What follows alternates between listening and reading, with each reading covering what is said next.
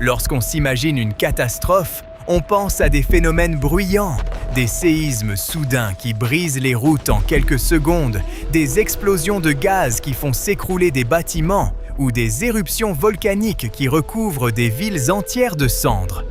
Pourtant, le véritable danger peut parfois avancer en silence.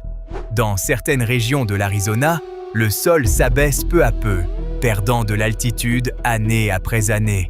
Pourquoi ce phénomène se produit-il et jusqu'où peut-il réellement causer des dégâts? L'Arizona ne repose pas sur un roc compact, mais sur un empilement géologique de sable, d'argile et de gravier. Imaginez le sol sous vos pieds comme une immense éponge humide. Lorsqu'une éponge est pleine d'eau, elle reste gonflée et conserve sa forme. Cette eau ne se contente pas d'être dans la terre, elle soutient toute la structure. C'est là que le problème apparaît. Les humains pompent cette eau pour l'utiliser. Mais si elle est extraite plus vite que la nature ne peut la renouveler, les vides commencent à se refermer. Les grains sont alors comprimés par le poids de tout ce qui se trouve au-dessus. À ce moment-là, le sol commence à céder. Sans l'eau pour les maintenir séparés, les couches de terre s'écrasent presque littéralement sous le poids du monde. Mais une fois ce processus engagé, le sol ne se comporte plus comme une éponge. Il ressemble plutôt à une canette de soda écrasée. Vous ne pouvez pas simplement souffler de l'air dans une canette aplatie pour la réparer. Sa structure est détruite et lorsque ces couches souterraines sont comprimées, elles le restent pour toujours. Quand bien même pleuvrait-il 40 jours et 40 nuits, le sol ne pourrait plus retenir l'eau. Ce phénomène s'appelle l'affaissement du sol, peu importe que l'eau soit pompée ou que la pluie s'écoule trop vite. Si la pression souterraine diminue assez longtemps, la terre commence à s'enfoncer. Et ce n'est pas un événement ponctuel. Chaque année où davantage d'eau est extraite, le sol s'abaisse un peu plus. Avec le temps, ces changements peuvent transformer des villes et des régions entières. Mais comment peut-on détecter un phénomène si discret? Depuis le sol, l'affaissement reste difficile à percevoir. La surface ne s'abaisse pas soudainement en un point précis. Les bâtiments ne se mettent pas à pencher du jour au lendemain. Vous ne vous réveillerez pas en découvrant que la maison de votre voisin se trouve quelques centimètres plus bas que la vôtre. La plupart du temps, tout semble normal. Pour comprendre ce qui se passe réellement, il faut donc observer depuis le ciel, très haut, depuis l'espace. Les chercheurs utilisent des satellites InSAR, des instruments orbitaux extrêmement précis, capables de détecter des variations du sol plus fines qu'une pièce de 5 centimes à plusieurs centaines de kilomètres de distance. Grâce à cette technique, des régions d'Arizona ont été surveillées pendant plusieurs années. Les résultats se sont révélés préoccupants. De vastes zones ne s'enfonçaient pas simplement un peu. Certains endroits perdaient plusieurs centimètres chaque année. Dans certaines régions, la baisse totale atteignait déjà plusieurs centimètres en un laps de temps assez court. Et ce phénomène ne concernait pas un point isolé. Des bassins entiers descendaient ensemble, comme un ascenseur se déplaçant lentement vers le bas. Plus inquiétant encore, l'affaissement ne s'arrêtait pas pendant les années plus humides. Même lorsque les précipitations augmentaient et que les niveaux d'eau remontaient légèrement, le terrain continuait de s'abaisser. Dans certains secteurs, le processus s'accélérait même. Cela a révélé un élément essentiel. Le sol ne réagissait pas seulement aux conditions météorologiques immédiates, mais à des années de pression accumulée sous terre. Même depuis l'espace, le phénomène apparaissait clairement. De larges zones ressortaient sur les cartes satellites, indiquant un mouvement constant vers le bas, année après année. Ce qui semblait stable depuis la rue se révélait en réalité se déplacer silencieusement sur des kilomètres de terrain. Une fois ce mouvement clairement observé, une question plus large s'est posée. Que se passera-t-il ensuite?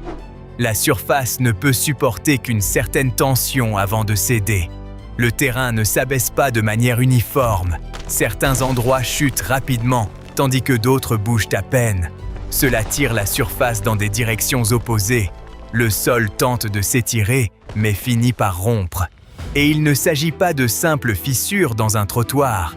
La terre peut se déchirer, formant des fissures irrégulières, assez larges pour couper des routes et endommager des autoroutes goudronnées. Les infrastructures le supportent très mal. Les routes se plient, se tordent et finissent par se déformer. Les conduites et les câbles enfouis sous terre sont tirés hors de leur alignement ou arrachés. Les canaux, qui dépendent d'une pente douce et régulière, cessent de s'écouler correctement. Même les bâtiments qui semblent d'abord intacts finissent par montrer des signes. Les planchers peuvent s'incliner, les portes refusent de se fermer et de longues fissures apparaissent dans les murs. Les puits sont également touchés. À mesure que le sol se compacte, il écrase les couches rocheuses souterraines comme un étau. Le passage de l'eau se bloque alors, transformant un puits en trou sec. En pompant trop, nous finissons ainsi par briser la pompe elle-même. Et la situation peut empirer. Ces effets s'étendent à des bassins entiers, ce qui signifie que les dégâts peuvent apparaître loin de l'endroit où l'affaissement a commencé. Lorsque les dommages deviennent visibles en surface, les changements souterrains qui les ont causés sont souvent déjà irréversibles. Le véritable défi n'est donc pas seulement de réparer les fissures visibles, mais de gérer un sol qui continue de se transformer en dessous. Peut-on arrêter ce processus, ou même l'inverser? La réalité est simple. Il n'existe aucun contrôle Z. Une fois les couches rocheuses souterraines comprimées, elles le restent. Le mieux que l'on puisse faire est de ralentir le phénomène pour éviter qu'il ne s'aggrave. Une solution consiste à recharger artificiellement les nappes souterraines. L'Arizona a construit de vastes infrastructures pour déplacer l'eau à travers l'État. L'une des plus importantes est le canal du Central Arizona Project, long de plus de 500 km, qui transporte l'eau du fleuve Colorado jusqu'au désert. D'importants volumes d'eau sont déversés dans de grands bassins de recharge afin qu'elle s'infiltre de nouveau sous terre et restaure une partie de la pression. Cela ne répare pas l'éponge déjà écrasée, ce dommage est fait. C'est plutôt comme relâcher la pression pour éviter de l'écraser davantage. L'espace perdu ne sera pas retrouvé, mais on peut empêcher la situation d'empirer. L'autre approche est plus stricte. L'Arizona a tracé sur la carte des zones appelées Active Management Areas. À l'intérieur, l'utilisation des eaux souterraines est fortement limitée. On ne peut plus forer un puits n'importe où et pomper sans arrêt. L'objectif est d'éviter qu'une zone ne s'enfonce si vite qu'elle entraîne les régions voisines avec elle. Dans des villes comme Phoenix et Tucson, où ces règles ont été appliquées tôt, l'affaissement a réellement ralenti. Dans d'autres régions de l'État, où le pompage est resté intense et les règles plus souples, le sol a continué de s'enfoncer. Non parce que l'idée ne fonctionne pas, mais parce que ralentir l'affaissement n'est possible que si la pression est réduite suffisamment tôt. L'Arizona n'est en réalité que le dernier membre du club des villes qui s'enfoncent. Ailleurs, certains cas sont bien plus sévères. Prenez la Californie. La vallée centrale y détient presque le record mondial d'affaissement. Pendant des décennies, les agriculteurs ont pompé l'eau souterraine de façon si intensive que, dans certaines zones, le terrain a chuté d'environ 9 mètres. La situation est devenue telle que certains canaux fonctionnant par simple gravité rencontrent des problèmes, car l'eau n'aime pas couler vers le haut.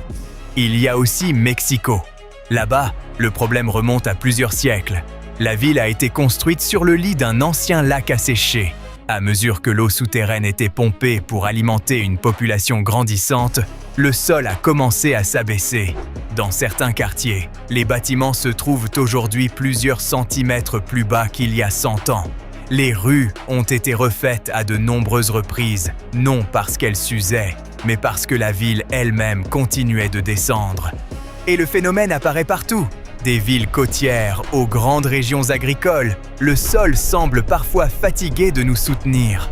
L'Arizona montre à quel point ce processus peut être discret. Il transforme lentement le paysage pendant que nous sommes occupés à regarder nos téléphones. Ce qui amène à se poser une question. Si de vastes portions de la planète peuvent-ils foncer en silence, combien d'endroits changent en ce moment sans que personne ne s'en aperçoive? Cela donnerait envie de reconsidérer l'expression « solide comme un roc ». Peut-être que, d'ici 30 ans, certains rez-de-chaussée deviendront des sous-sols, ou peut-être que la Terre nous envoie juste la facture de toute l'eau que nous gaspillons.